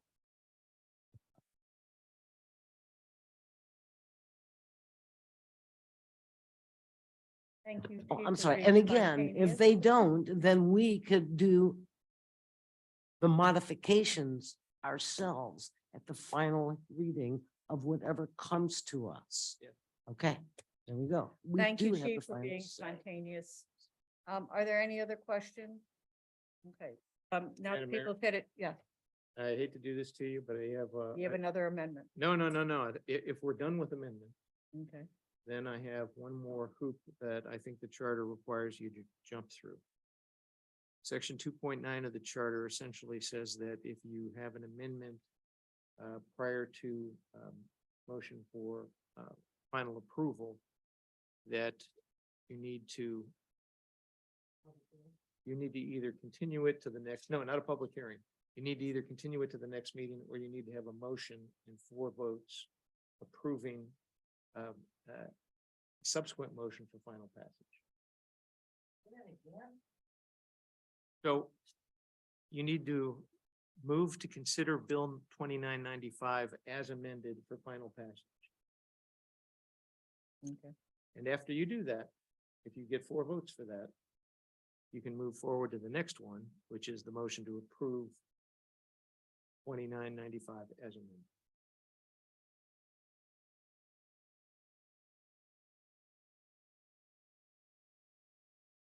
So at this point in time, I would like to make a motion of an amendment to move I can't even read. It would just be to move to consider bill number 2995 as amended for final passage. Move to consider Bill 2995 as amended for final passage. Second. Okay, we'll wait to call for the vote for Mr. Perfect timing. But the one thing I'm still hung up on is still the drive-through. And you really think we can't go there? Or can they put that in the special use permit if we do more homework on that? Yes. Okay. Yes, absolutely. Well, it wouldn't be applicable to this particular site anyway, because this is not. Because big it's enough. not big enough. Right. But, or most of the sites on Olive Street Road would not be big enough. So.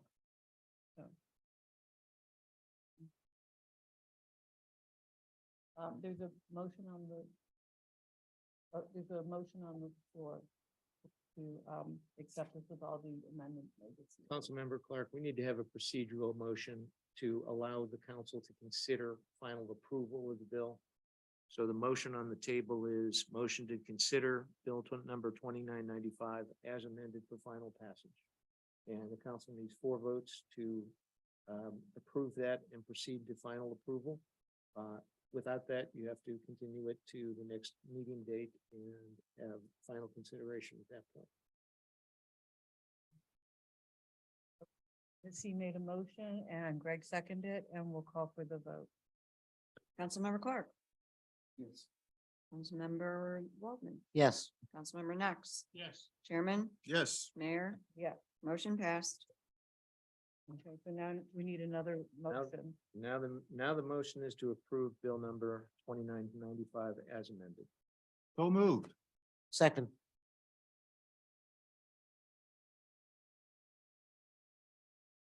Call for the vote. Councilmember Clark, Yes. Councilmember Knox, Yes. Councilmember Waldman, Yes. Chairman, Yes. Mayor, Yes. motion passed by action of the Olivet City Council. Bill number 2995 becomes ordinance number 2767. So the next step is to let people know that there is a PCDC meeting this Thursday night for the application that we mentioned earlier this evening. And that's the next step as far as their special use permit and some of the items that I think we really put most of the items in tonight that we got letters about. In the drive-through, Chairman Pro Tem just mentioned that the lots on Olive Street Road that they're looking at are not big enough at this point in time. So, thank you. We will have hearing from citizens upon complete, as further down in the meeting again. Next item, please. Item number 8 is bill number 2997, an ordinance authorizing certain revisions to the documents approved by ordinance number 2727 relating to the issuance of taxable industrial revenue bonds for a project located on the Irvington Court and Ryan Court in the city of Olivet. Second reading. Good evening, Mayor and Council. Once again, we have in front of us for a second reading, essentially the transition and name change of the Opus development at Irvington and Ryan Court to reflect the fact that the project is being changed over to Balboa Real Estate Partners and their LLC underneath that. The change of ownership, it once again does not impact the project design or any of the other site improvements. The rest of the documents are there, have been, I guess, redlined there in yellow highlighted. If with any changes that are there, and you won't find all that many or very many. Ordinance here, I'm more than happy to answer any questions or kind of work through these if we need to, but second reading, the motion, if we have no questions, is written there too. And I would just point out that city's bond council has drafted this ordinance, gone through it, and has indicated that he's very comfortable with the changes. You read the motion? Is there any question? That's what I was. Madam Mayor, if there are no questions, I motion to approve Bill 2997, an ordinance authorizing certain revisions to the documents approved by ordinance 2727 relating to the issuance of taxable industrial revenue bonds for a project located on the Irvington Court and Ryan Court in the city of Olivet. Call for the vote, please. Councilmember Clark, Yes. Councilmember Knox, Yes. Councilmember Waldman. Yes. Chairman, Yes. Oh, Yes. Mayor. Yes. Motion passed by action of the Olivet City Council. Bill number 2997 becomes ordinance number 2768. And with the next item, I would like to thank our hopefully new business partners for their patience. You didn't know what you're getting into with the old business. Sorry about that. Mr. Trejo. I need to read it. Oh, you have to read it. Okay. Bill number 2998, an ordinance authorizing a special permit to Honig Management LLC to operate a private dog club and dog run facility on the property grounds addressed as 1160 Walters Way Lane, zoned LID Light Industrial District, first reading. Chairman and Mayor, sorry. My name's Carlos Trejo. I'm the Director of Planning and Community Development for the City of Olivet. Tonight before you is a request for the first reading of Bill 2998. And that would authorize Honig Management to operate a private dog club and dog run facility at the property addresses 1160 Walters Way. That's right behind Virginia Tile, across the street from the Enterprise Fleet Management Building in there. This item is for first reading, and we'll have the second reading at our next meeting, March 16th, including a public hearing. Representatives from Honig Management are here. I'm going to take advantage of a teaching moment, if that's okay. This is a special permit use, and under the LID district, dogs in the industrial park really don't go together, and that's why this process is put in place.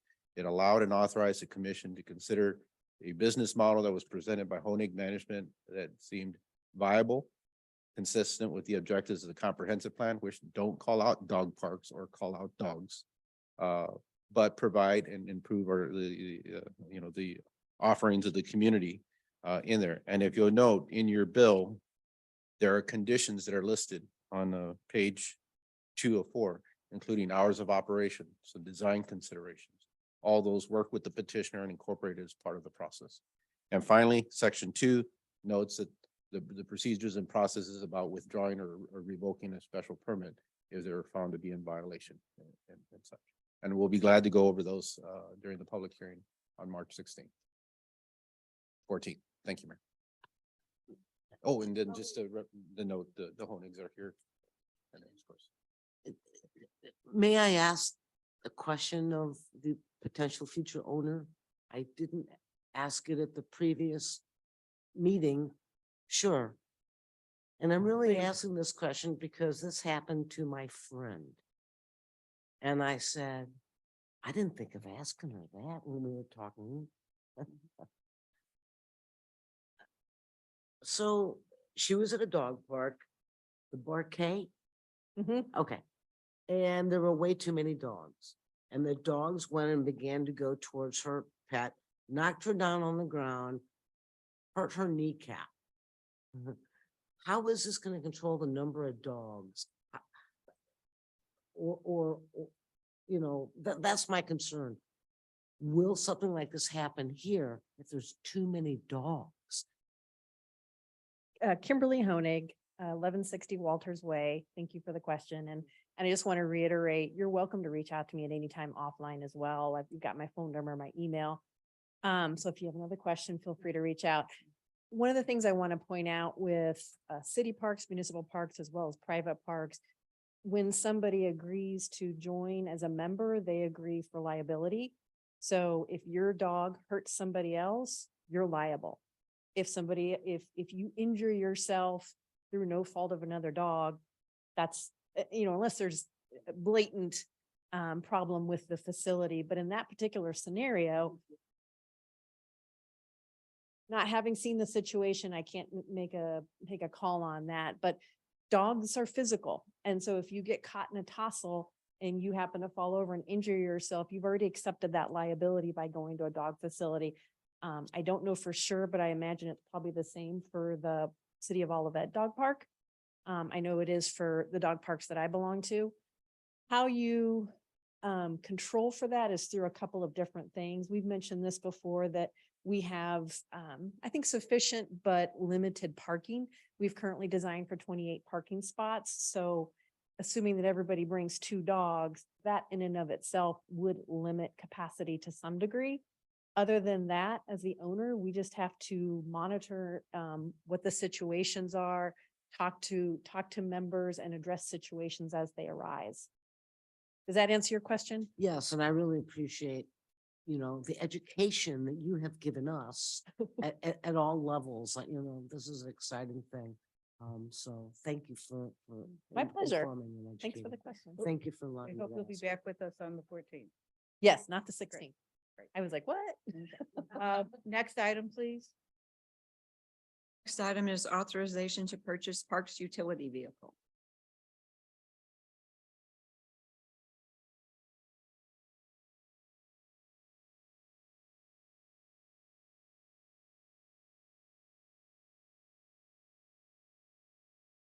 Good evening, council and mayor.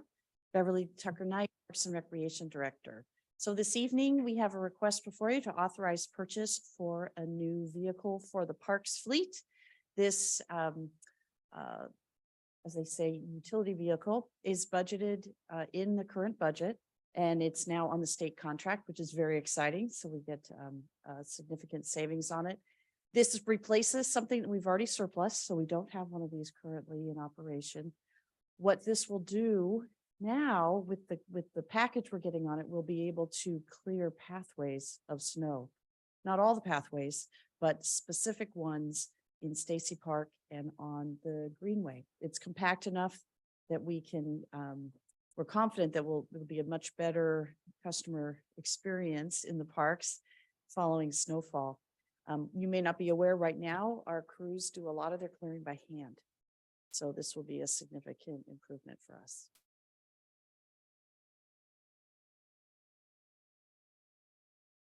And that's a salt spreader thing, that yellow thing? It is. We will be doing very minor salt spreading, however, because we want to make sure we're mitigating the runoff, and also we don't want to kill the grass on the sides of the pathway. But on the sidewalks in front of the parks, we do salt because they get very slippery. And we do clear all of the sidewalks in front of all the city parks and the sidewalk here in front of the city center. Which is gas or electric? It's gas. It does. It has headlights, it has safety lights, and it also has heating in it, which is huge.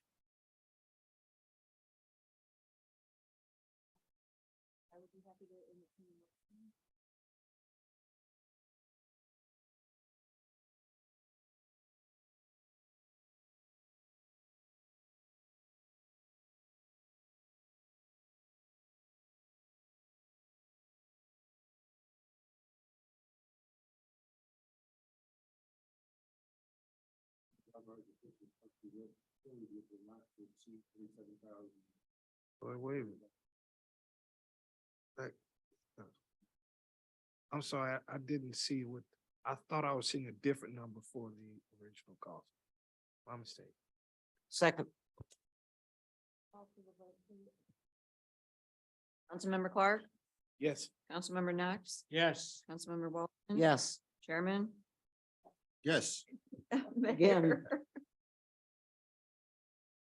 Motion passed. Thank you very much.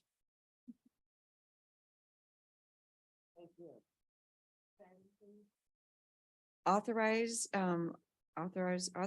of the participation in the Missouri Highway Safety Program and approval of the grant funding request from the Missouri Department of Transportation.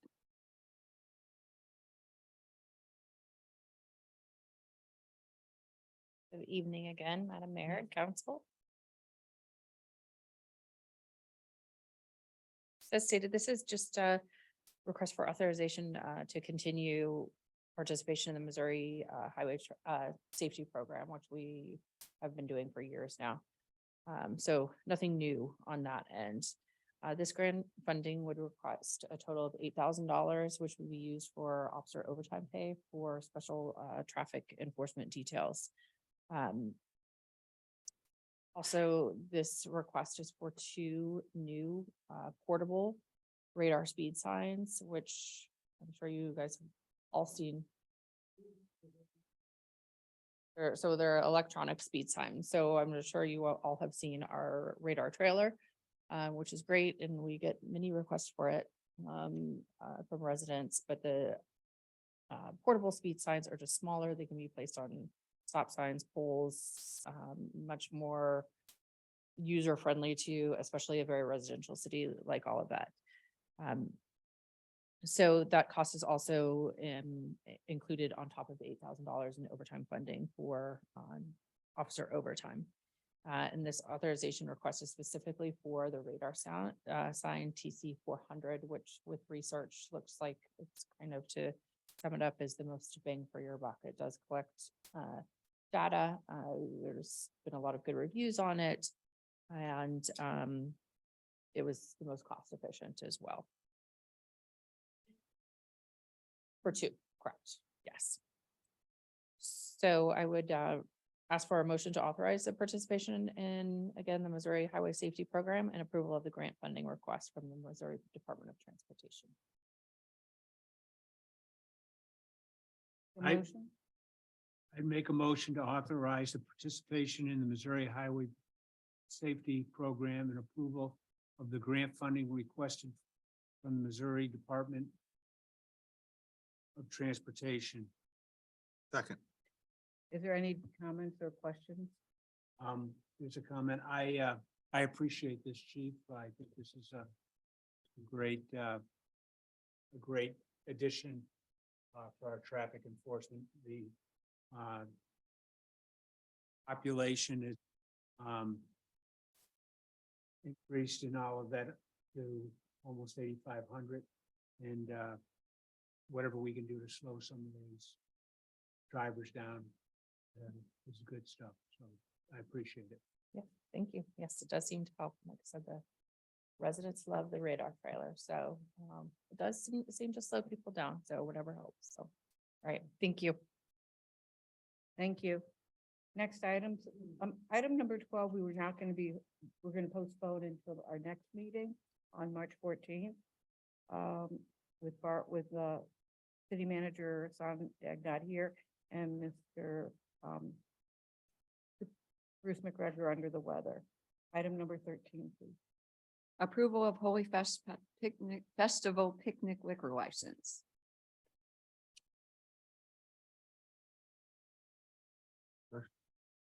Madam Mayor, oh, excuse No. me.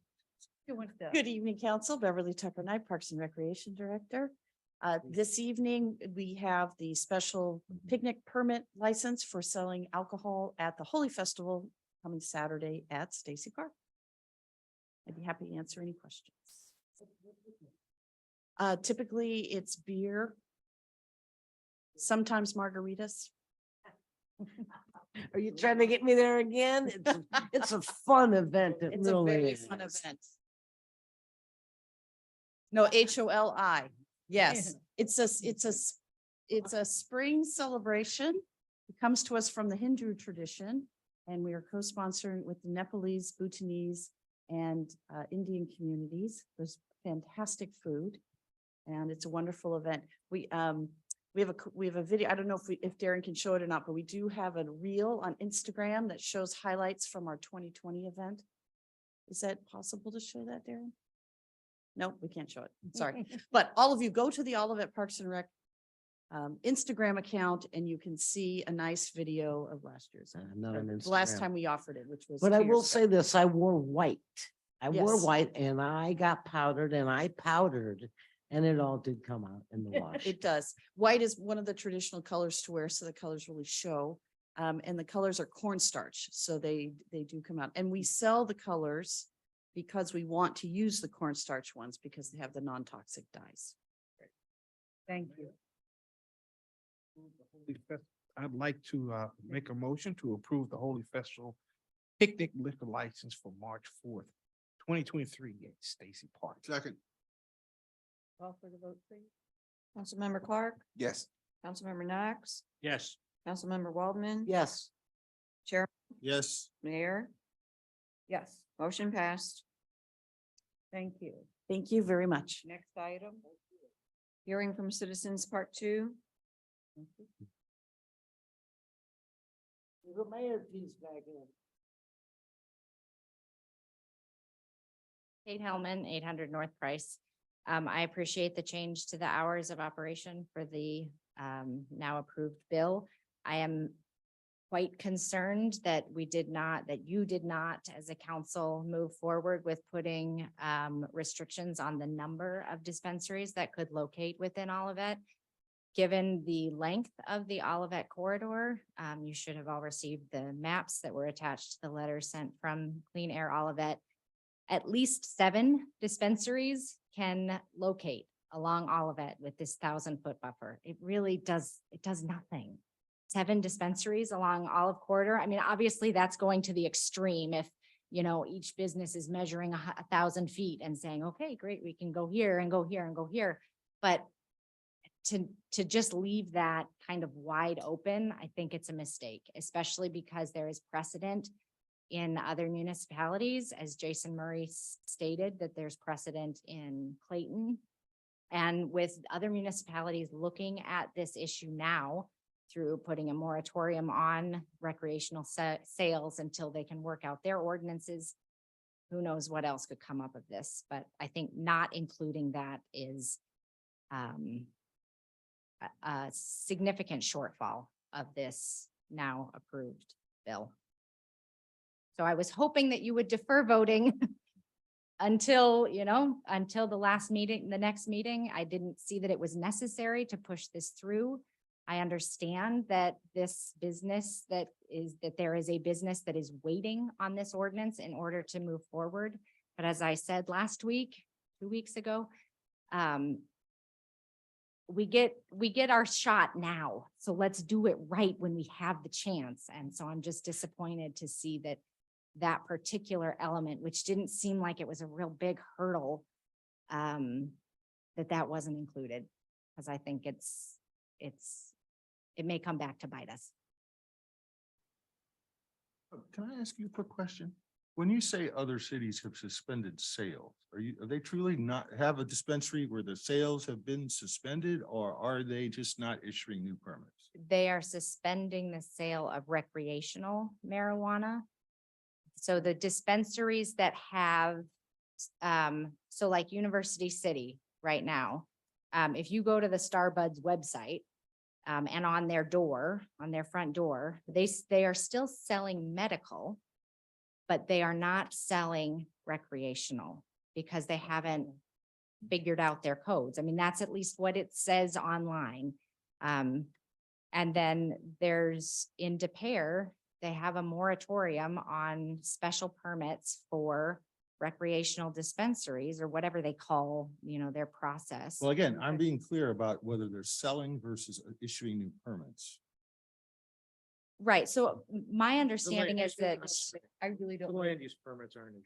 Yeah, I don't want to engage in. They have this. suspended the issuance of the consideration of applications for recreational marijuana or the issuance of permits. Okay. Now, given the fact, I want to throw in my own 2 cents about this, given the fact that they are already considering the legislation, there's a doctrine called pending legislation doctrine. They don't have to act on them anyway. So the moratoriums that these folks are pursuing are essentially public relations and nothing further.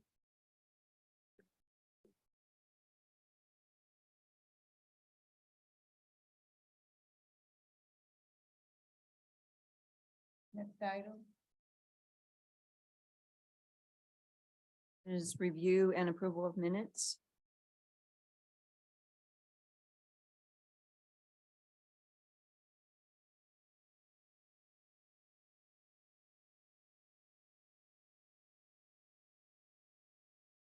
When we see any places for changes. I had them. I'm happy to entertain a motion. Madam Mayor, I make a motion that we approve the city council minutes from February 14th, 2023, as written. Second. Call for the vote. Councilmember Clark. Yes. Councilmember Knox. Yes. Councilmember Waldman. Yes. Chairman, Yes. Mayor, Yes. motion passed. Don't pack up too fast. City attorney's report. Mayor, I have no report, but if council is inclined, We do or need, if you're tired of the conversation, but we do need a closed session. for what? Employee, personnel. Yeah, All right, if we need to, I if thought we you need were aware one of that. anyway, Yeah. then I will ask for closed session for attorney-client communications, also to further discuss the marijuana legislation. Thank you. Second. Madam Mayor, I make motion that we move into executive session pursuant to 610.021.1 and .3. Thank you. Second, third. Oh. Call for the vote. Councilmember Clark. Yes. Councilmember Knox, Yes. Councilmember Waldman. Yes. Chairman Carl, Yes. Mayor, Yes. motion passed.